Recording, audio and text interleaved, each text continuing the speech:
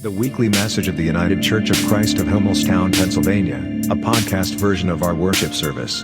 To learn more and listen to the rest of the worship, check us out online at homestown.ucc.org.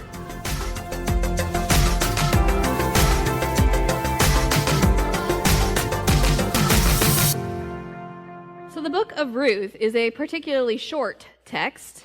It makes the top 10 shortest books of the Bible. And we heard almost a quarter of it already.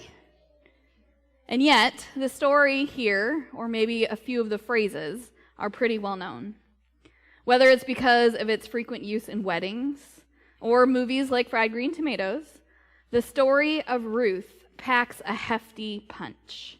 And rightly so, too. There is depth to be plumbed, and a story that just on the surface can speak to us. It's not so dense that we have to investigate the ancient Hebrew to give it life, like some others we may have done for the last 3 weeks. Though doing so can take us some very interesting places, maybe later.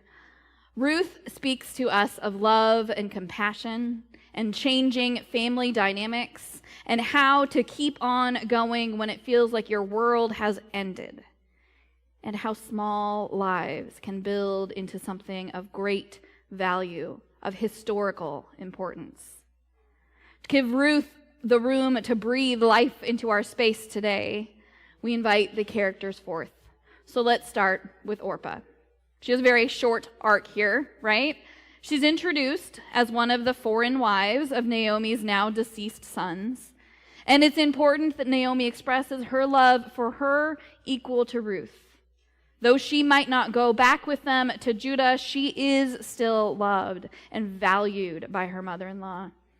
But when given the opportunity to return to her family of origin, she knows herself and she knows her family, and so agrees out of great compassion for Naomi, with love and respect. This is not to say that she has done the better or the worse thing, and this is a critical understanding for the book overall. It's a reminder right from the beginning that we all have our own journeys to walk, our own travels to take. And maybe what it allows us is the time to express our gratitude that Orpah does have a family, that she feels she can trust in returning as a widowed yet probably childless person, suddenly without status or security. We don't condemn Orpah for deciding to return to her family when Naomi has done the same thing and has made the same decision. Orpah's decision is encouraged and mirrored by Naomi's own. And for those families who make safe spaces for loved ones to land, we give thanks today. But Ruth does not choose to return, and we don't know what her family would have to say on the matter. Maybe there is no family to return to. Maybe her family system is not healthy. We just know that she makes the difficult decision to find the better place for herself, a place that will be a doubly hard journey as both a widow and an outsider. She knows that she walks a hard road, and she knows that she might be making it harder on Naomi, and yet this is the place she knows she is called to be. And so for families made new by journeying together into the unexpected, we give thanks. And then there's Naomi, the poster woman for grief and determination. Naomi notes the kindness of Ruth and Orpah. 3 times she refers to them as daughters. She offers them blessings and discourages them from taking on her life as their burden. She offers blessings. And Naomi loves them so much that she wants for them to see kindness and security, even if doing so means leaving her. She is not running from her grief, nor is she really seeking to start over. She's seeking a middle way. And so for families who open space to grieve and trust their loved ones to go their own way, we give thanks. This text is one of love, compassion, and difficult decisions. And all of that is wrapped into a social political world that we take into account for its time period, its prejudices, its view of justice. This week's introduction opens us to these characters and does a beautiful job of setting the scene and offers us the opportunity to infer that life will be hard for the widow. But especially with that poetry of Ruth's forever vision, where you go, I will go. Where you lodge, I will lodge. Your people shall be my people. It doesn't tell us much of the central plot to come.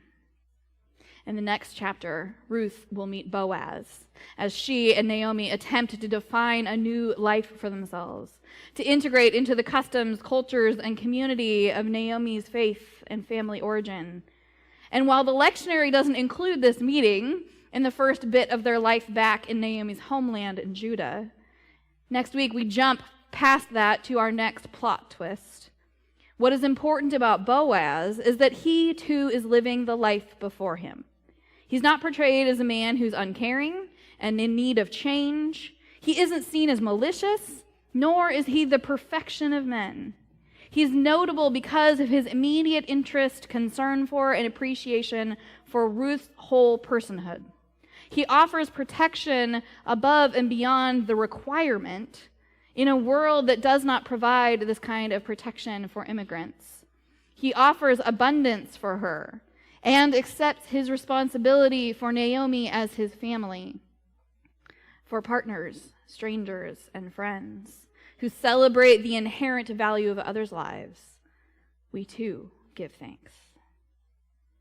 And so we move from one triad, Orpah, Ruth, and Naomi, to another triad, Ruth, Naomi, and Boaz.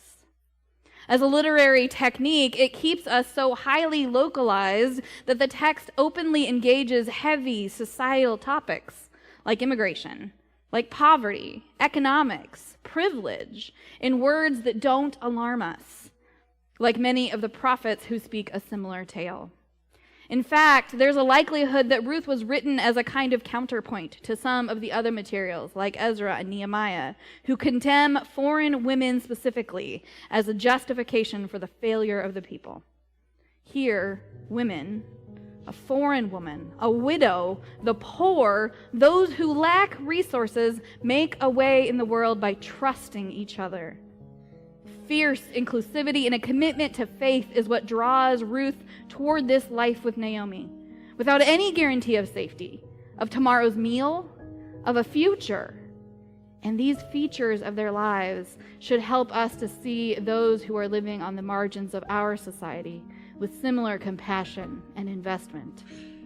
Ruth, the outsider, expresses more commitment to Naomi's God and to God's people than Naomi, who's born of the chosen people, the right tribe, right?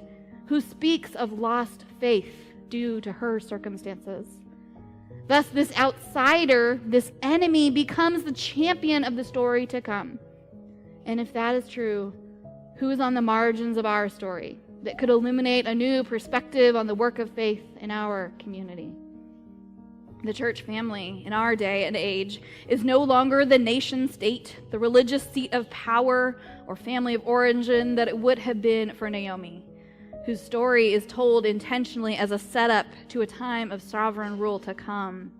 So there are some very big differences between how Naomi and Ruth view their journey and engage their community and the ways that we journey and we engage community. For us, especially in an election week, we have to hold to our faith and envision what we know is true as core elements of our faith, and then to place that alongside our civic responsibilities. For Naomi and Ruth, care of widows, the rights of immigrants, the protection of the homeless and the poor was a matter of the law of their faith. We make choices for our nation at the same time seeking a faithful way to live in the world, taking into account a vision of the divine who speaks through stories like Ruth and Naomi, Orpah, Boaz, and so many others, down to Jesus, who compels us to interpret law, the commandments, through a lens centered on loving God, with heart and soul and mind and body and strength, right alongside loving our neighbor as ourselves. And this view enlarges our vision of who we are to care about, uniting us with all who share life with us, neighbors in proximity and neighbors at distance. From the outsider to the person in need, the family of faith surrounds with compassion, acts with integrity throughout the ages down to this moment right here and right now.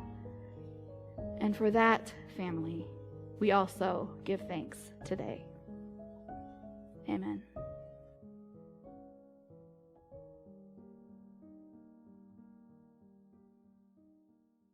This has been the weekly worship from the United Church of Christ of Homestown. No matter who you are, or where you are, on life's journey, you are welcome here. Join us online or in person, at 104 East Main Street in Homestown, Sundays at 10:30 a.m. Thank you for listening today. We look forward to your fellowship.